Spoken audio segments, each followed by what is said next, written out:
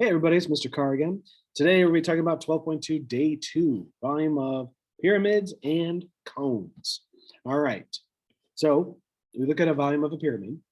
So the volume of a pyramid is the product of the area of the base and the height of the solid divided by 3. So volume here is going to be area of the base times the height divided by, whoops, making that a little too big. Nope, don't want that either. Divided by 3. Okay, or some people will do it as 1/3 times that. So 1/3 times area of the base times the height. Doesn't matter which one you do, just make sure you're clear on that one. If you want to do the fraction in the front or underneath your multiplication like that. So area of the base here, since I got 20, that is my, that's going to be my one side length. It is a square, so everything's going to be 20. So that means my area of my base is going to be 20 times itself, giving me 400. Height is a little bit harder to find because 30 is actually my slant height. So instead, I'm going to do this. I'm going to draw in my height like this to there. So what that does is that's going to split my 20 up. The whole thing is 20. This has to be 10 and 10 like that. So what I get now is a right triangle with a height, height h. This piece is 10 and that's 30 there. So h squared plus 10 squared equals 30 squared. I'm going to solve my Pythagorean theorem going through this. So I'm just going to go jump right to the end here.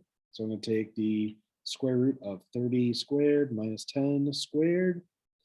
And I get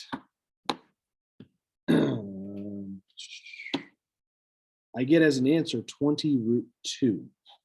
Okay, that is my height. Now, when I plug this into my formula, I'm going to get the approximate decimal answer.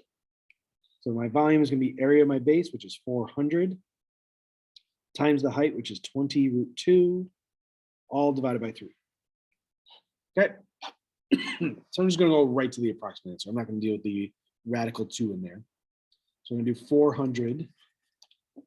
Oh, sorry, give me 1 second here. Oh, sorry about that. Excuse me. So now that I'm back. So yeah, we're going to just multiply this all out. 400 times 20 times the square root of 2, all divided by 3. And I get for the volume 3,771 point, let's get my 3 decimal places, 236. And this was millimeters, so that's going to be cubic millimeters. Okay, oh, there's that bell again. Okay, so that's my volume of a pyramid. Volume of a cone is going to do something very similar.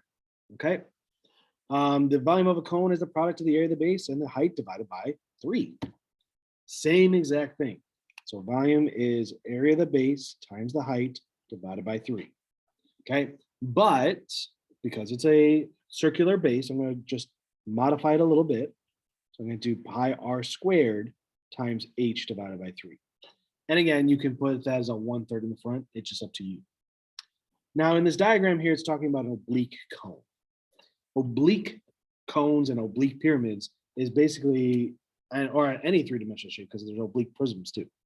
But bottom line is this point here is not directly above the center. Okay, it's on an oblique or slanted way there. When we do these, height is still perpendicular. So that's why the 12 is kind of just going straight up and down to my base. Okay, so make sure that you're aware of that. Like might get some extra numbers in there. Just make sure you're doing it as the perpendicular height still. So my volume in this case, I've got everything I need. So I've got pi times 4.5 squared times the height of 12, all divided by 3. Okay, so I'm just going to go ahead and plug that all in my calculator. So I've got pi times 4.5 squared times 12, all divided by 3. I can just plug it all in at one time. So I get 254.469. And in this case, that's cubic feet. Okay, so that is it. Again, pyramid and cone are the same thing. It's just that I could be more specific with a cone and put it in terms of a circle. That's all. Okay, so go ahead and try out these problems. There's a nice honors extra challenge there. It does give you the apothem of 12, which is not accurate, but go with it. Okay, apothem of 12, you got your side lengths of 12, 17 is your height. Okay, all right, so that is it for today. Take care, reach out if you have any questions, but we'll finish up with one more type of volume.